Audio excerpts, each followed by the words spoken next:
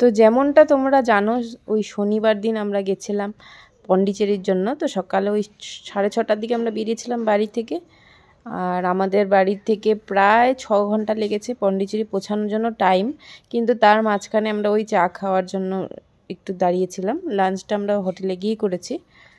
তো গিয়ে পৌঁছতে পৌঁছতে প্রায় 2টো বেজেছে। তো রাস্তাঘাট এতটা সুন্দর দেখো, মানে সব মানে এত সুন্দর পরিবেশটা ছিল চারপাশটা, দেখে দেখে মানে কখন সময় চলে গেছে বুঝতেই পারিনি। আর আমার একটা মানে ওই গাড়িতে বসলে একটা বমি বমি ভাব আসতো, এইবার কেন জানি হয়নি, মানে টাচউড বলতে নেই কিন্তু হয়নি। মানে পরিবেশটা দেখে দেখে আমি এত ভালো লেগেছে আমার, মানে বমি ভাবটা কোথায় চলে গেছে আমি বুঝতে পারিনি। তো এখানে মাঝখানে দেখো আমরা একটু দাঁড়িয়েছিলাম ওই চা খাওয়ার জন্য। তো ভারী কিছু হেভি ব্রেকফাস্ট আমরা করিনি, যদিও ভেবেছিলাম করব বলে, কিন্তু তারপরে ভেবেছি থাক একেবারে মানে ওই হোটেলে গিয়ে লাঞ্চটা করব। তাই আমরা ওই চা বিস্কিট এগুলো টাইপের খেয়েছিলাম আর কি, জুস এগুলোই খেয়েছিলাম দাঁড়িয়ে দাঁড়িয়ে। তো ওই এখানে চা খাবো, ফুড কোর্ট একটা পেয়েছিলাম। আর এখানে চাগুলো মাটির ভাঁড়ে দিচ্ছিলো, কি ভালো লাগছিলো দেখতে। আর আমরা খেয়েছিলাম অ্যাকচুয়ালি কফি, তো আমাদেরকে ওই কাচের গ্লাসে দিয়েছিল। তো এই যে আমরা খাচ্ছি ফিল্টার কফি। আর এদিকে বাচ্চাগুলো খাচ্ছে জুস, বাচ্চা দুটো খাচ্ছে। আর এদিকে ভাবি মনে হয় কিছু খায়নি। আমি ভেবেছিলাম বাচ্চাগুলো ওই আধঘুম অবস্থায় গেছে না, মানে সকাল সকাল উঠে গেছে কি জানি, একটু র্যাঙ্কি হয়ে থাকবে নাকি, কিন্তু না, ওরাও বেশ ভালোই এনজয় করেছে। তো এই যে আমরা হোটেলটা পৌঁছে গেছি। তো প্রথমে ভেবেছিলাম আমরা রিসর্টে থাকবো, তারপর ভেবেছি না হোটেলেই থাকি, কারণ রিসর্টগুলো একটু ভিতর দিকে ছিল। আর এটা মানে পুরো পন্ডিচেরি সিটির উপরে ছিল হোটেলটা। হোটেলটার নাম ছিল আনন্দা ইন। হোটেলটা বেশ ভালোই ছিল। তো এই এন্টার করছি, ভালো লেগেছে আমার হোটেলটা দেখে। সব কিছু কি সুন্দর করে সাজানো ছিল। তো এই ওখানে লাগেজগুলো নিয়ে যাচ্ছে। 2 দিনের হলেও লাগেজ বেশ অনেকটা হয়ে যায়। আর উইন্টার সিজন হলে তো অনেক বেশি হয়। আমরা এই সময় গেছি তখন গরমই ছিল, গরম বেশ গরমই ছিল কিন্তু মানে ওই হাওয়ার জন্য ওই গরমটা লাগেনি আর কি। যখন আমরা মানে ওই বাইরের দিকে যাচ্ছিলাম তখন গরমটা লাগছিল, সমুদ্রের আশেপাশে হাওয়ার জন্য লাগেনি। বেশ ভালোই এনজয় করেছি আমরা ওখানে সমুদ্রের ধারে। ওয়েদার ওই 32-33 ডিগ্রির মতন হবে। এদিকে পারি দেখো, ও যখনই কিছু ঠাকুরের সামনে কিছু ফুল দেখে ও নিয়ে নেয়, কি জানি কি ওর একটা মানে কি ভালোবাসে এটা করতে। তো একটু সময় বসেছি, ওই ওরা যা ফর্মালিটিস করার করছিল ওই নাম। তো এখন আমরা চাবি পেয়ে গেছি, চলো ভিতরে যাই।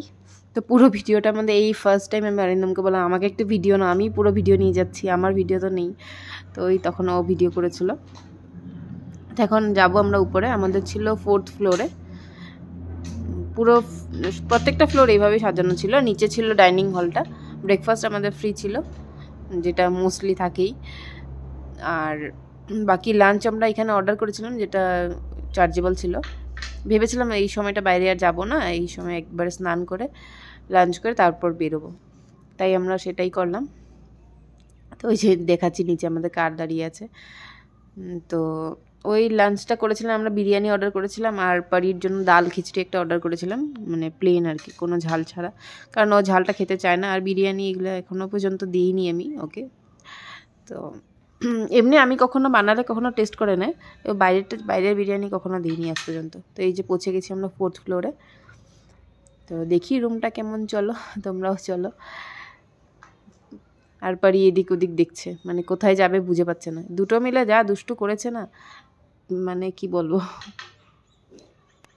আমার ফেসবুকের ফার্স্ট টাইম এত বড় ব্লগে আমি ভয়েস ওভার দিচ্ছি, তাই একটু হাঁপিয়ে যাচ্ছি, কী বলবো বুঝে পাচ্ছি না।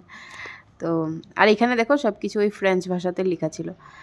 তো তোমরা হয়তো জানো পন্ডিচেরি ফ্রেঞ্চদেরই বসতি ছিল এক সময়, এখন সেটা আর নেই, এখন ইন্ডিয়ার আন্ডারে হয়ে গেছে।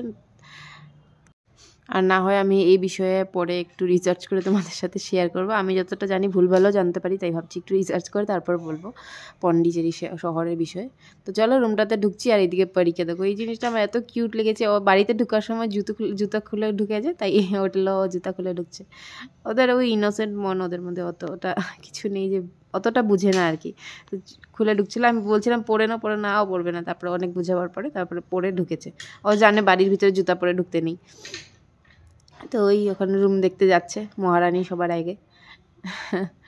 তো এই রুমটা ভালো লেগেছে, বড় বড় মিররগুলো অনেক ছিল, বেশ মানে বড় রুম না, ছোট রুমেই ছিল, ছোটো রুমের মধ্যে বেশ ভালোই লাগলো।